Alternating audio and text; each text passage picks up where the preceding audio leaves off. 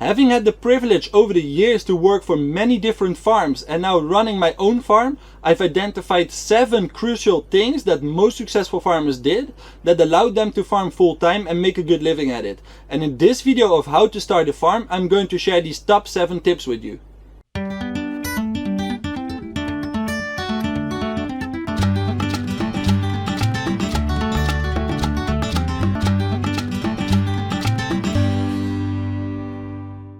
Hey, what's going on guys? My name is Moreno from thedutchfarmer.com. This channel is about all things market gardening. We cover production side, business side and everything in between in the hope that you can use this information and start growing your own food or get started in your farming journey. If that is something of interest to you, then please like this video and consider subscribing to this channel. So you've decided you want to start a farm, or you think about starting one, maybe because you have enough of the life that you're currently living, the job you're currently working, you'd like to grow the majority of the food you consume, or you look for a more meaningful and fulfilling way of living. Whatever the reason may be, when it comes to farming, you've got to be strategic about it. Just growing a bunch of stuff and sell any surplus you may have is not going to ensure you will be able to make a living out of it. Therefore, my tip number 1 and a very important tip when you're just starting out is approach your farm as a business, not as a hobby. Many of us get into farming because we want meaning in our life. We want to grow good food, we want to be beneficial to the local and global environment, and yes, what if we could make a living from something like growing good food for the local community? That's a win-win situation, right? But understand that if you want to scale up from your own garden into generating an income out of it, or you've never farmed or gardened before, but you feel like it's your calling to make a living off the land, there's a whole bunch of aspects that comes into play. You need to make sure that there is enough demand for locally grown produce in your area that will allow you to make a living out of it. You need to identify who your customers are going to be, what crops you're going to grow for these customers, and how much of each individual crop you will have to grow. You need to invest in the right tools and equipment that will allow you to streamline the day-to-day operations on your farm. You will also need to plan your profits, track everything you do on the farm, and you need to have a great attitude and a strong will if you want to make it work. But above all, you need to enjoy this kind of lifestyle. Farming is tough, and I oftentimes see new farmers come into this farming world with all these big dreams and thinking of growing all of their own food and sell any surplus they may have to some friends, family and neighbors. But at the end of the day, if you want to farm for a living, you've got to plan for it. And I think that if you like the outdoors, you like to get your hands dirty in the soil and you love growing crops, farming might be the best way of earning your life out there. The things you will have to do as a farmer are so diverse that it makes it a really interesting way of earning a living. So with that said, approach your farm as a business. Which brings us to tip number 2. Plan your farm profits. Just growing a bunch of stuff, sell a little bit of this and a little bit of that and we'll see how much we're going to make at the end of the season is not a good way to start your farming business. Instead, plan your profits. First, get clear on what it is you're trying to achieve and how you're going to do it. When it comes to starting a farm, generally speaking, you've got 3 options. 1, you start your farm as a side business, which means that you keep your full-time job and every time you're not working at your 9 to 5, you work on your farm. 2, you start your farm as a part-time business. You reduce the amount of time that you work at your current job to a part-time job and you devote more time to working on your farm.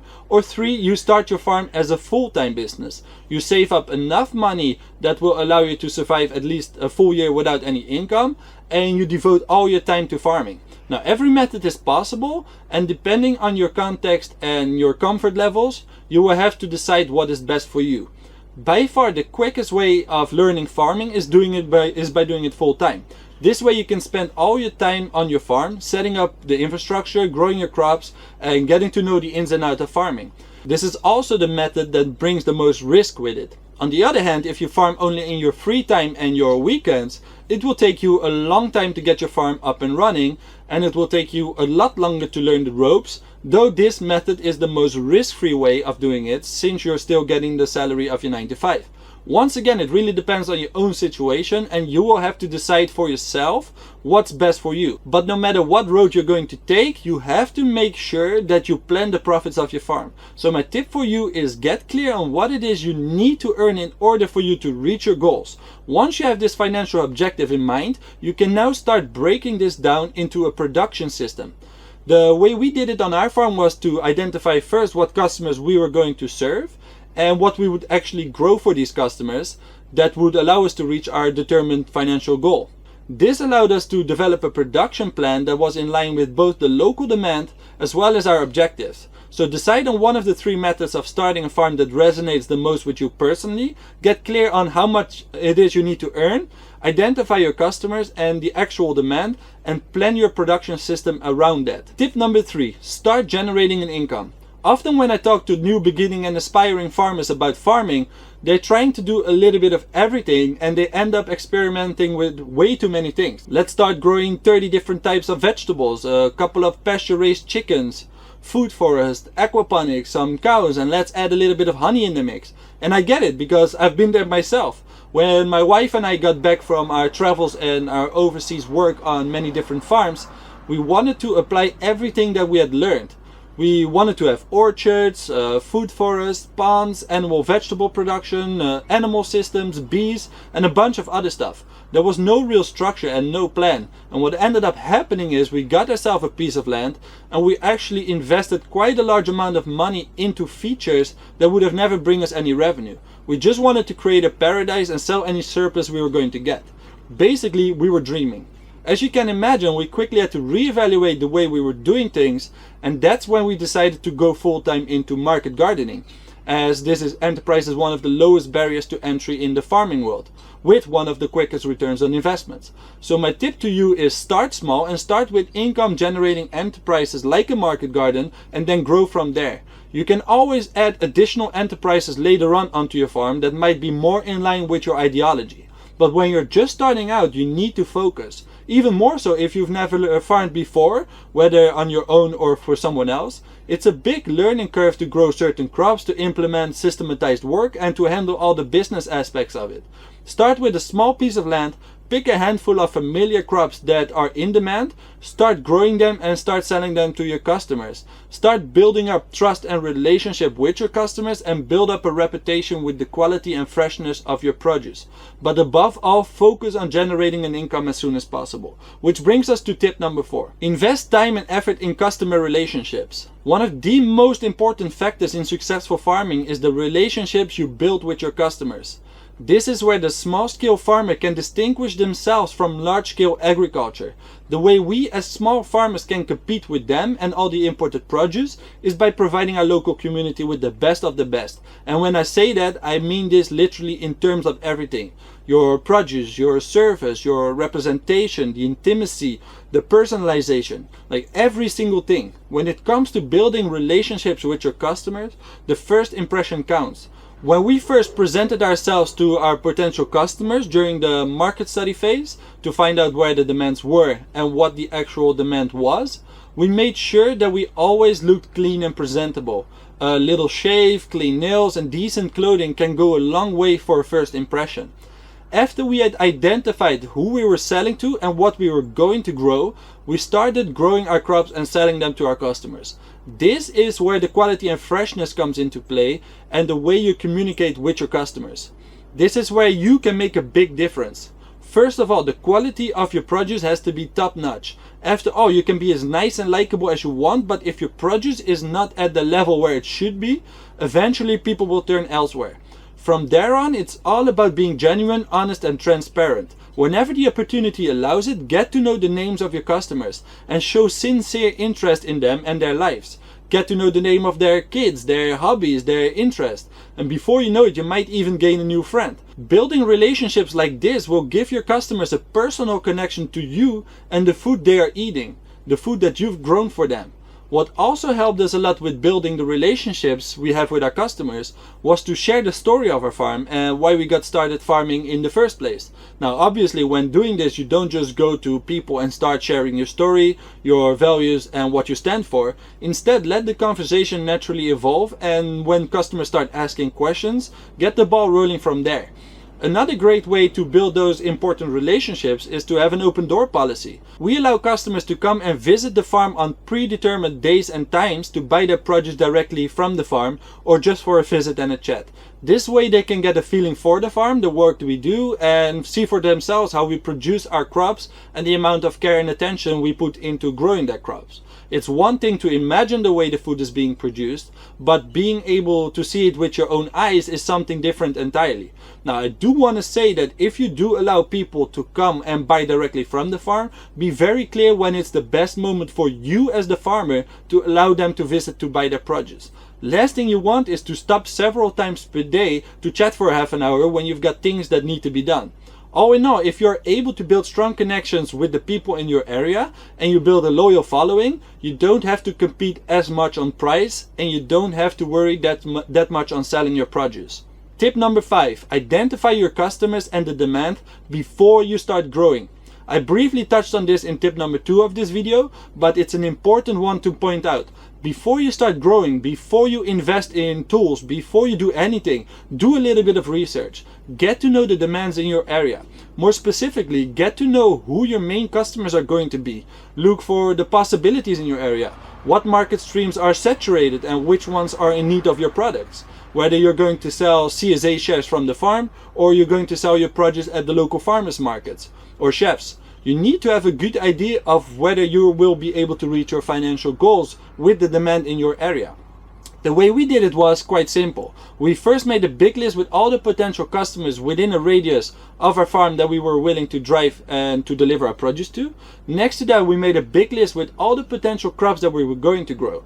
With this list in hand, we literally went out and surveyed our potential customers.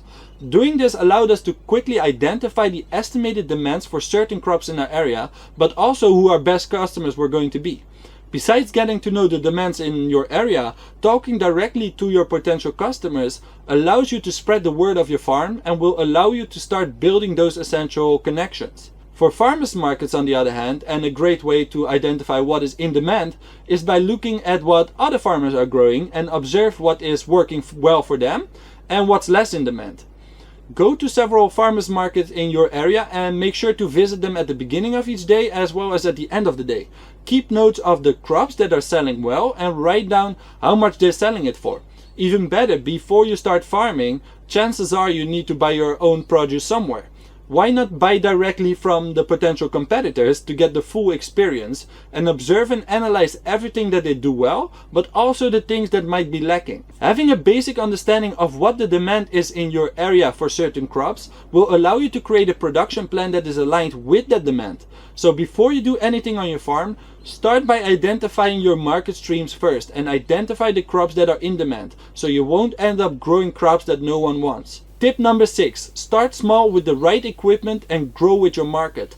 When you're just starting out, it's much better and easier to start farming on a quarter acre, get your production systems under control, the weed management under control, and the overall day-to-day task under control, as opposed to farming a full acre in total chaos. When we started out, we started only with 1/3 of an acre, and I'm really glad we did. If we would have started out with an acre, I don't know whether we would have been able to keep up with all the production and the management that goes into farming an acre of land. Starting with just 1/3 of an acre allowed us to implement our growing systems, our weed management systems, and really helped us to concentrate on learning both the production and the business side of farming without stressing out too much. Start off by growing anywhere between 10 to 25 different crops that you know is a demand for, and really concentrate on getting to know how to grow these crops to a good end result that your customers will love and you are proud of to sell. Once you've got these handful of crops under control and you know you can get a great end product, you can then start venturing out into growing even more crops for your customers. Also, when you start a farm, remember you don't have to start with the craziest infrastructure, tools and equipment. Sure, you need some basic tools and the right infrastructure setup, but you don't need to have a greenhouse to get started. You don't need a paper pot transplanter to get started, and you certainly don't have to invest in a walk-behind tractor when you get started. I've made a video that goes into the exact tools, equipment and infrastructure that we used to get our farm up and running on a budget, and to not repeat myself, I won't go into detail here on the exact things you'll need to use, but basically it's all about starting with the right tools from the get-go. This will allow you to get started quickly and efficiently. If you want the full breakdown of what you need to get started in your farming journey, check out my video of market garden tools. I'll put a link down below in the description. Now, before I'm getting into the 7th and final tip of this video, if you are currently considering starting a farm or you like this kind of content, then please support this channel by subscribing to it and liking this video. I would really appreciate it. Tip number 7, track everything. One of my biggest errors when I first started out farming was the lack of notes that I was taking on the numbers, the crops and the things that were happening on the farm. I somehow always seemed to be too busy, or I would extend it and say I'll do it after or later, and finally never did it. Big mistake. If you want to know how profitable a crop is, the yield you'll get per bed, your days to maturities per crop per growing season, the characteristics of different varieties from the same crop, the pest problems during different parts of the year, and 1,000 of other things, keep track of everything. There are so many moving parts on a farm, and trying to remember every single thing is an impossible task. If you don't write it down, you will forget it. Make simple spreadsheets for the production, track your revenue, how much are you selling of what did you grow too much of, and what did you not have enough of. By writing down every single piece of data into simple spreadsheets will allow you to optimize your production systems with every growing season. Ever since I started really analyzing the data from the farm, I realized that some crops were not making enough money. We quickly took out those crops and replaced them with something else. This is just a small example of the benefits of tracking.